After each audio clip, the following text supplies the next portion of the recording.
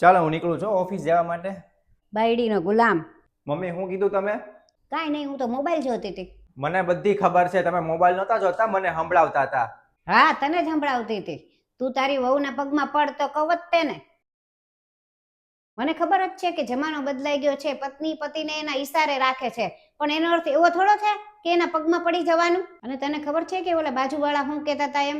ઈ મને કહેતા હતા કે તમારા છોકરાને મારા છોકરાથી આગો જ રાખજો, નહીંતર ઈ એની જેમ બગડી જશે. હવે મારે આવા દિવસો જોવાના કે બધા મારી મજાક ઉડાવે? પણ એમાં મેં એટલું બધું હું ખોટું કરી લીધું? મેં ખાલી એને પગે જ લાગ્યો છું ને, જેમ તમને પગે લાગુ છું એમ એને પગે લાગુ છું. બેયને રિસ્પેક્ટ જ આપું છું ને.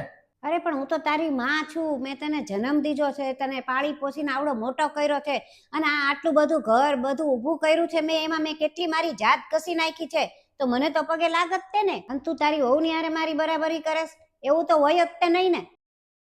અને એને તો તારી ઉપર હું એવો જાદુ કર્યો છે, મને તો એમ હતું કે આ બહુ સંસ્કારી છે, પણ આ તો તને પગે લગાડે એવી છે. અરે બસ મમ્મી, હવે કેટલું સંભળાવશો તમે મનીષાને? અને મને ખબર જ છે કે તમે આપણે આ ઘર હાટું, મારી હાટું, બધા હાટું તમે ઘણું કર્યું છે, પણ એને શું કર્યું છે એ તમને ખબર છે? સાંભળો. ભાવિન નથી કેવું. ના ના મનીષા, આજે મને કહેવા જ દે. જ્યાં સુધી સામેવાળી વ્યક્તિને ખબર ન હોય ને કે તમે એને શું કર્યું છે એની માટે, ત્યાં સુધી એને વેલ્યુ ન સમજાય. એમ તો મને કે તો ખરા કે આ કાલની આવેલી એવું શું કર્યું છે કે તું એના પગે પડેસ? અરે તમને શું ખબર એને શું કર્યું છે? 3 મહિના પહેલા એક દિવસે સવારે.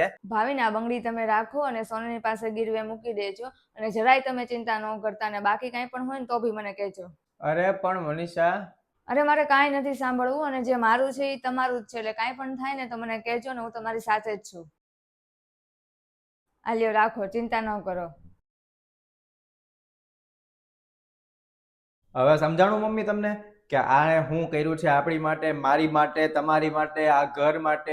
એના ઘરેથી જેટલું પણ એના મમ્મીએ આપ્યું હતું ને એ બધું મને આપી દીધું ને એમ કીધું કાંઈ ચિંતા ન કરતા, ને હજી જરૂર હોય ને તો હજી કે કહેજો મને, તો હજી કાંઈક આપણે વ્યવસ્થા કરશું એમ. પણ એને એમ કીધું કે હું તમારી સાથે જ છું, અને જો એ કદાચ ઈ નો પણ કરે ને તો એ અહીંથી વહી જાત એના ઘરે, ને એ બધું છોડીને વહી જાત. આપણી પરિસ્થિતિને ખબર હતી કે આપણી પાસે કાંઈ હતું જ નહીં એ વખતે, એ સમયે 3 મહિના પહેલા, પણ એને સાથ આપ્યો ને આપણે એટલે આગળ આવ્યા. હા મને ખબર છે મમ્મી કે આજની છોકરીઓ બહુ ખરાબ હોય છે, પણ મનીષા એવી નથી.